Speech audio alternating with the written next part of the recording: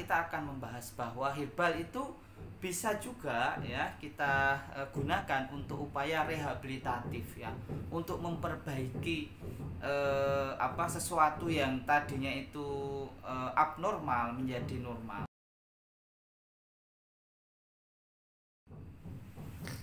Halo sobat sehat, masih terus setia bersama saya di channel YouTube Dr. Kintoko Official. Saya akan melanjutkan pada sesi ini untuk menerangkan bagaimana herbal itu memiliki kontribusi yang besar dalam upaya-upaya kesehatan ya. Sudah ada preventif, promotif, kemudian paliatif ya. Paliatif itu mengurangi gejala tadi ya. Kemudian ajuvan. Nah, sekarang kita akan membahas bahwa herbal itu bisa juga ya kita gunakan untuk upaya rehabilitatif ya, untuk memperbaiki sesuatu yang tadinya itu abnormal menjadi normal, atau yang tadinya itu mengalami sebuah kondisi rusak gitu. Seperti contohnya ya, misalkan kita mengalami kondisi luka ya pada bagian-bagian tubuh kita, maka luka ini bagian dari upaya-upaya rehabilitatif, misalkan untuk memperbaiki kembali struktur kulit kita yang tadi terkoyak, misalkan entah dengan benda tajam, misalkan sayatan, ataukah dengan bentuk robekan ya, karena jenis-jenis luka itu banyak ya, termasuk luka bakar karena panas ya. Nah, beberapa herbal yang bisa digunakan di sini seperti binahong ya.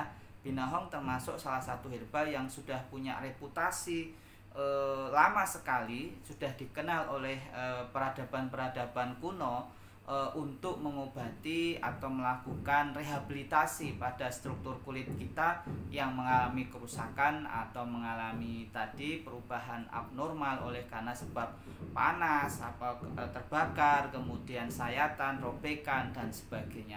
Ini adalah contoh. Yang berikutnya juga bisa kita menggunakan beberapa jenis herbal yang memiliki kemampuan untuk rehabilitatif ya, misalkan pada kondisi-kondisi di mana kita mengalami gout arthritis ya. Gout arthritis itu ada konsep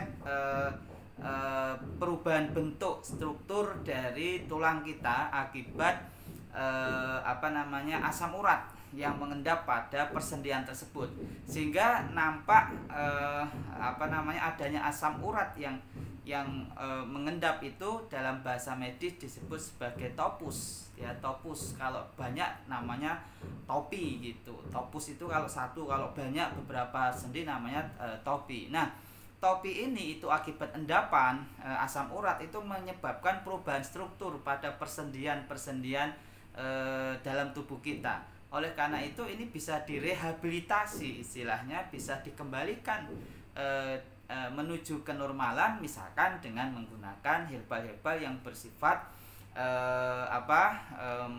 mengeluarkan asam urat dari dalam tubuh kita lewat air kencing ya. Ini misalkan herbal-herbal yang bersifat urikosurik. Urikosurik itu adalah merangsang sekresi lewat kencing atau lewat urin gitu. Nah, ini syaratnya sobat sehat itu mengkonsumsi banyak air. Jadi untuk merangsang pengeluaran itu, selain diberikan contoh herbal yang bersifat diuresis atau diuretik seperti misalkan kumis kucing ya, seledri, itu bisa digunakan untuk menambah pengeluaran asam urat, meningkatkan pengeluaran asam urat lewat air kencing yang dibarengi dengan banyak asupan air juga gitu. Kemudian herbal-herbal lain yang bersifat menghambat pembentukan asam urat, yaitu disebut sebagai urikostatik ya. Urikostatik menghambat sintesis asam urat melalui penghambatan enzim xantin oksidase ya. Dihambat itu enzimnya supaya tidak terbentuk asam urat.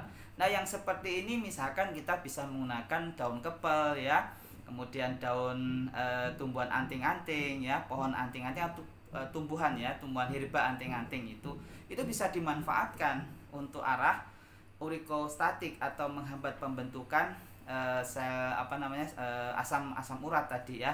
Nah, selain itu kondisi topi atau topus tadi, pengendapan asam urat di jaringan di sendi itu menyebabkan peradangan. Berarti nanti herbalnya kita kasih dengan herbal-herbal yang bersifat anti radang seperti kunyit, temulawak, seperti itu ya.